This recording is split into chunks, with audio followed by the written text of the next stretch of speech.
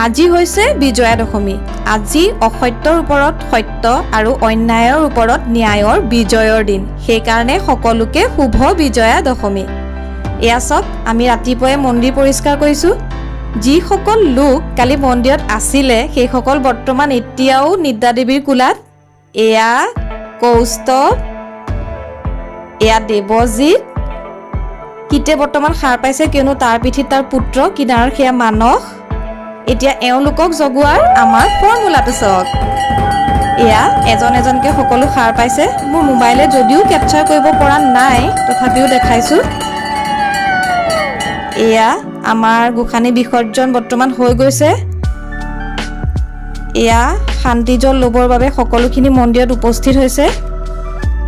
কোৱা হয়, এই শান্তি জল লৈ থকাৰ সময়ত সত্য আৰু নিষ্ঠাৰে যিসকলে দেৱী ভগৱতী মাতৃক নিজৰ মনৰ ইচ্ছা ব্যক্ত কৰে, মাতৃয়ে সোনকালকে শুনে বুলি কয়। এয়া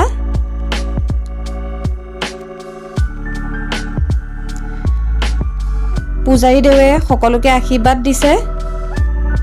আমাৰ গাঁও বা গাঁৱৰ বাহিৰৰ যিসকল লোকে ধূপ দীপ নৈবেদ্য আদি মাৰ ওচৰত অৰ্পণ কৰিছিলে, সকলোৰে হৈ আশীৰ্বাদ দিছে।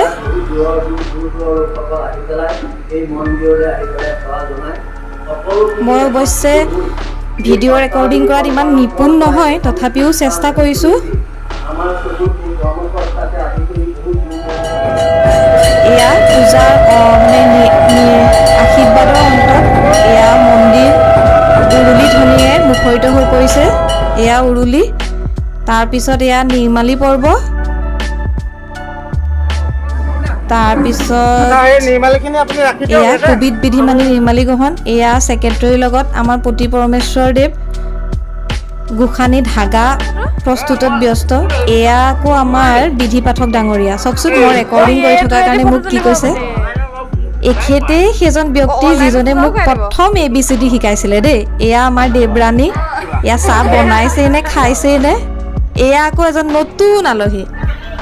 এয়া মন্দিৰত পূজা ভগাৰ পিছত ময়ো এয়া লেকচাৰ মাৰি মাৰি নৱপত্ৰিকা এখন খুলি আছোঁ। মানে মোৰ কেমেৰায়ে যাক য'ত যেনেকৈ যি ধৰণে পাইছে সকলোখিনিয়েই কেপচাৰ কৰিবলৈ চেষ্টা কৰিছে। এয়া হৈছে জেণ্টছ কিটচেন, চাহ বনাই আছে। এয়া মই কেমেৰাটো লৈ অহা দেখি মোৰ দেৱেৰে মোক কি ক'ব শুনিব দেই। হ'ব দিয়া।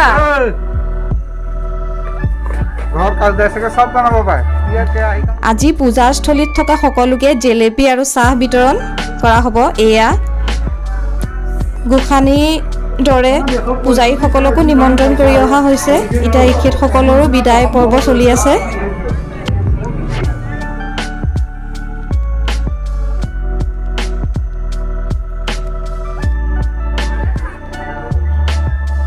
এয়া ৰামেশ্বৰ দা। মোৰ দৃষ্টিত এখেত অতিকে সহজ সৰল আৰু সৎ এজন ব্যক্তি। এয়া সমূহীয়া বিদায়। এই সময়কণ হৃদয় স্পৰ্শী, বহুত দুখ লগা সময়। কিন্তু মোৰ হাতত মোবাইলটো আছিলে বাবে অকণমান অনুভূতিবোৰ অলপ কম হৈছে। মোবাইলে অনুভূতি কমাই দিছে। এয়া উৰুলি।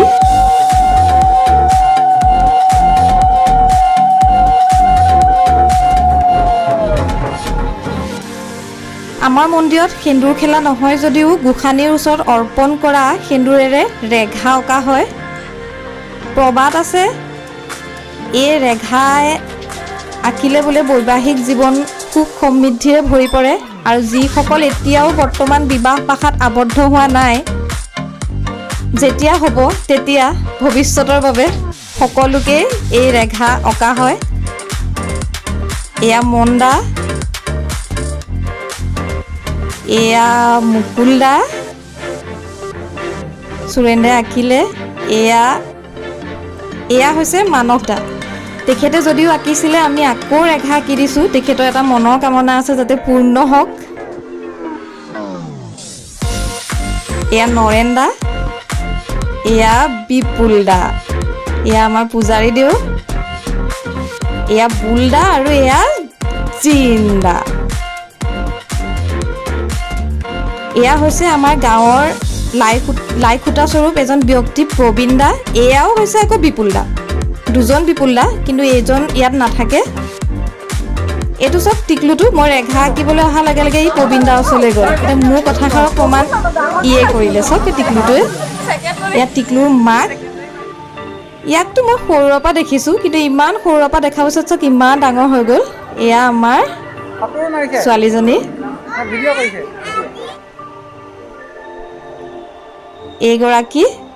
এগৰাকী ধুনীয়া ছোৱালী। আমাৰ ছোৱালীয়ে নাম দিছে ইস্মি।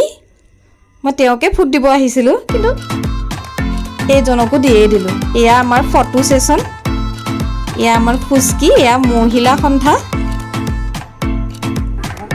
এয়া চব যদিও এবাৰ আমি ফাকু খেলা নহৈছিলে, এয়া প্ৰথমবাৰেই ফাকু খেলা হৈছে। আমাৰ মনবোৰ অলপ সেমেকি আছিলে বাবে এইজন সকলোৰে মনটো উল্লাসেৰে ভৰাই পেলালে। ফাকু ৰঙেৰে মনটো উৎফুল্লিত হৈ পৰিলে।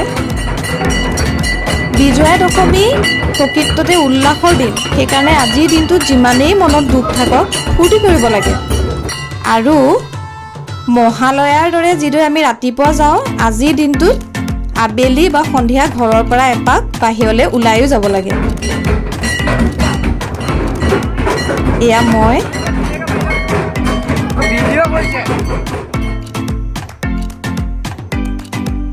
এয়া পিতা পুত্ৰৰ মহামিলন। এয়া মোৰ মোবাইলে কি যে কেপচাৰ কৰা নাই। প্ৰকৃততে নয়ন এজন ইউনিক ল'ৰা। ই সকলোকে হাঁহি বিলাই ফুৰে। এয়া আমাৰ ছাৰ। এয়া হৈছে নিপেন। চোৱা মুখত কি ফাকুৰ পলিচিং। ইও মানে যাক যেনেকৈ পায় সকলোকে ফাকু লগাই গৈছে, আৰু তাকো অৱশ্যে লগাইছে। মানে ইম্পৰ্ট আৰু এক্সপৰ্ট, আমদানি ৰপ্তানি চলি আছে। মই এতিয়া বৰ্তমান তাৰ পাৰ্টিত জইন কৰিলোঁ, আৰু দিনে দিনে ফাকু লগোৱা নাই সকলোখিনিকে দেখাই দিলোঁ, আৰু সকলোখিনিকে নয়নে লগাই গৈছে। এয়া চোৱা, এতিয়া লগাবলৈ মন আছে, কিন্তু মুখেৰে কৈছে না না না না। এয়া মাস্কো খুলি দিছে। এয়া এজনা এজনাকে মূৰ্তি বিসৰ্জনৰ বাবে লৈ যোৱা হৈছে গাড়ীলৈ। এয়া আমাৰ ধন। এয়া দেৱবাদ্য। এয়া সৰস্বতী মাতৃ।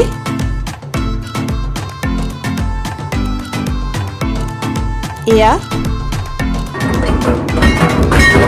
কিটে অলপ ডান্সৰ ষ্টেপ আমাৰ সুৰেন্দ্ৰাক শিকাই দিছে।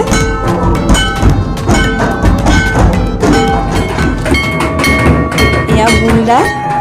এয়া গোসানী বেদীৰ পৰা লৈ অহা হৈছে।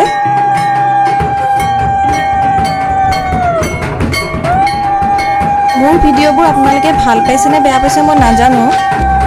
যদি আপোনালোকে কয় মই তেতিয়াহ'লে অষ্টমী আৰু নৱমীৰ ভিডিঅ'টো প্ৰস্তুত কৰিম, কমেণ্ট বক্সত যদি কয়। আৰু যদি নকয় তেতিয়াহ'লে প্ৰস্তুত চাগে নকৰিম, কিন্তু মই ইমানো এক্সপাৰ্ট হোৱা নাই যে এটা ধুনীয়া ভাল ইউটিউবাৰৰ গতে মই এটা ভিডিঅ' প্ৰস্তুত কৰি আপোনালোকক দেখাম। এয়া চব বুলদা আৰু বিপুলদাৰ অলপ হাঁহি ধেমালি। এয়াও চক মুকুলদাক অকণমান জোকাইছে বুলদাই। এয়া চক বুজি পালে নে? মই আকৌ ভিডিঅ' অন নকৰাকে ভিডিঅ' কৰি আছিলোঁ। আজিকালি সৰু ল'ৰা ছোৱালীবোৰ যে ইমান স্মাৰ্ট নহয়, লাজেই লাগি যায়। এয়া কৌস্তৱ ওৰফে মহাকাল। যদি সি মোৰ ভিডিঅ'টো দেখি আছে মোক এনে বেয়া পাব।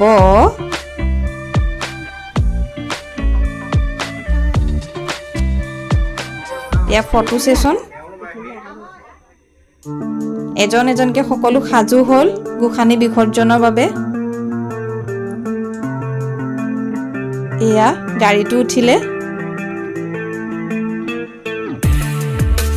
এয়া গোসানী গ'লগে, সকলো খালী, আমাৰ মন্দিৰ খালী, মনবোৰো খালী হৈ গ'ল। যাৰ যি যাৱতীয় বস্তু আছিলে সকলোখিনি গাড়ীত লোড কৰিছে। এয়া জয়ঢোলটো থাকি গৈছিলে, এওঁ জয়ঢোলটোও লৈ আহিছে। এয়া বাহুবলী কাটাপ পাই যে চিঞৰে ময়ো চিঞৰি দিছোঁ এয়া আই মাতৃ যি বাটেৰে আহিছিলে সেই বাটেৰে গুচি গ'ল আৰু আমি সকলোবিলাক উৰুলি ধ্বনিৰে মন্দিৰটো অলপ সময়ৰ বাবে